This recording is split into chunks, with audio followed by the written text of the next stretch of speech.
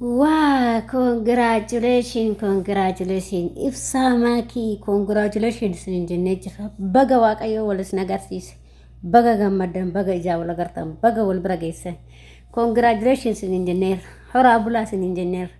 Dhugaa hedduu takka namatti tola. Akkasitti ijoolleen wal dheebichaa turte waggaa dheeraa, ji'a dheeraa, guyyoota dheeraa, wal dheebichaa turan.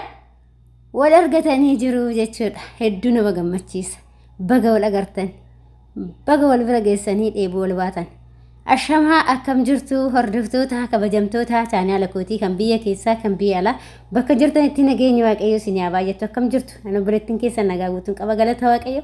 Isinis akka nagaa naa taatan abdii guutuun qaba jecha. Egaa akka hordoftoota kooyi har'aa waan baay'ee nama gammachiisu tokko agarree akkasuma warroota chaanaala kiyyaaf immoo haarawaa taataa sabskiraaybii gochuun maamila keenya ta'ay maal seetanii wanti nama gammachiisu akkuma suuraa irratti argaa jirtan abdii ibsishaa fi maakiin wal argatanii jiru jechuudha. Wal arganii jiru kaayiroo dhufee jira ibsaan jechuudha. Ibsaan kaayiroo dhufee jira. Maakiidhaan wal arganii jiru. Akkanatti suuraa wajjin ka'anii feesbuuka jettamu tuuktuukii jettamu. hunduma isaa baxabatan jechuudha. Inni baxabatan dhugaa nima baxabatan maashaallah sinin jennee jira. Dhugaa Waaqayyo sinirraa jaalatu akkanumatti Waaqayyo jaalala keessanitti siniyaafuuf siisu hedduu takka namatti tolaa baga wal fuutanii baga wal agartan sinin jenna. Baga Waaqayyo ijaa isin agarsiise jechuudha. Dhugaa dubbachuu fi akkas wal agarranii jedhee namoonni yaadne baay'eetu jira ture. Garuu jaalala jiraate jaalalli fageenya hin daangessu. Akkuma jedhame isaan dhugaadha. Kun fageenya hin daangessu galata Waaqayyoo kaa kun ijoolleen tun dhugaa dheeraa hojii dheeraa guyyoota dheeraa wallee dheebichaa turanis wal hawaa turanis gara miidiyaatiin amma wal argatanii wal qabatanii nyammi godhanii wal qabatanii jiranii jechuudha. Waa amma zargii nyaachuu qofa bakka hadaraa akka zargii bichaa nu dhossine nuti zargii bichaa nu dhossina. Akkasii baga wal fuutanis sinin jechuu jaaladha. Hordoftoota kiyya wal argitanidha. Zargiin ganaa jirti. Kanaa jirti zargiin jechuudha. Akkammoo zargii daftanii nu nyaachistan abdii guddaa qabna siniin jedha. Innaa hedduu takka namatti tola dhugaa rabbii dubbachuudha fi baay'ee natti tole jechuudha. Akka kootitti dhugaa dubbachuu fi Waaqayyo gooftaan umurii keessa siniif haa dheeressu wajjin jiraadha. Horaa bulaa deebanaayi.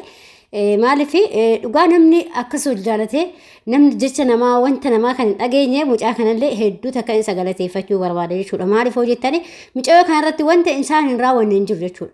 Wanta isaan ijoolleen tun ijoollee kana namaa addaan baasuudha waan adda addaa shiraa adda addaa irratti xaxaa turanii dhugaa dubbachuu fi bakka yaa mucaa illee hin amanne maaliif nama jaalala beeku waan ta'eef osoo nama jaalala hin beekne ta'e qaata mucayyoo ta'arraa gorachuudha. Takka viidiyoo makii gadi ba'ee takka baalii taate takka qullaa deemte takka surreen deemte takka shurraabiin deemte takka faariidhaan deemte jedhanii waan hedduu ishiidhaan jechaa turan jechuudha. Garuu immoo mucaan kunii ibsaan jechuudha waan akkasii hin dhageenye dhiisi jecha namaan qabatanii waan akkasii hin qabatanii dhiisi jedhanii yeroo baay'ee gorsaa ture jechuudha. Dhugaa rabbii dhiira jaalala beektu jechuudha. Dhiira akkasaa kana jechuudha. Dhugaa rabbii dhiira jaalala beektu jechuudha. Bakka jaalala beekaa jechuudha. Walumaa galatti ibsaan maaliif osoo akka jecha mucayyoo kanaan jedhan arrabsoo mucayyoo kanaan jedhan waan hedduu isaa addaan baasuudha. Waan hedduu jidduu isaaniitti godhame shirxaxame ijoolleen kun lamaan wal kan wal bira gahaa yaa'afu janajjanuma kanaa qaata dhaaban jechuudha. Garuu ijoolleen kunniin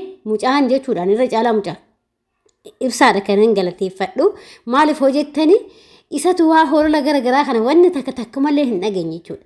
Wanta ishee mucayyoo tana viidiyoo nama farratti hidhanii wanna ishee hin goone hin jiru jechuudha. Innaa dhugaa bakka goota jaalalaa jedhama kun akkanaa kun dhiira akkanaa kun goota jaalalaa jedhama jechuudha. Walumaa galatti maaliif isaaf taatee jirti isaaf bakka abboomamtee jirti akka bakka fataa jedhee jira jechuudha. Kanaaf wanta isheedhaaf hin goone illee hin qabu. Dhiirri jechuun dhiira akkanaati. Dhiira warqii namaa bittee sapiraayizii ajaa'ibaa faana nama gootu warda faana namaa bittee sapiraayizii ajaa'ibaa nama gootu dhiira jechuun akkana bara. Dhiirri takka immoo kan surree hidhattee deemtu jira. Hanuma holola namaatiin addaan bultii ofii diiddullee baay'eetu jira jechuudha. Yoo akkas ta'e immoo dhiira hundaa miti dhiirri takkatu jira jechuudha malee. Akkasuma shamarrillee takka hin jirti. Kanuma hololuma dhiirri kun akkaataa jettee sobdee dhiiruma abbaa manaa isheetirraa kan gortu illee hin jirti. Yookiin hiriyaa isheetirraa kan gortu hin jirti jechuudha. Kanaaf ijoolleen lamaan immoo dhugaa dubbachuuf jecha namaa wanni takkaayyuu hin dhageenye jechuudha. Irra caala kananis dinqisiifadhu ibsaadha jechuudha. Maaliif wanta micayyoo kanarratti xaxame hundaa inni xaddileen dhagahin jedhaanii gorsaa waan adda addaadhaanii uuma laayivii isaanii irratti arguu dandeessanii ilaaluu dandeessanii waan baay'eedha jechuudha. Kanaaf immoo jennaani dhugaa dubbachuu fi kanaafan isa dinqisiifadha mucaa kanaa jechuudha. Duu nama tokko tokkooti qaatarraa go'a micayyootan jechuudha. Amma immoo qaamanuu bira dhaqee jechuudha. Jaalala qabuu ibseefii jira jechuudha. Mucaa kanarraa baradhaa rabbi warra dhiiraa takka takka jechuudha.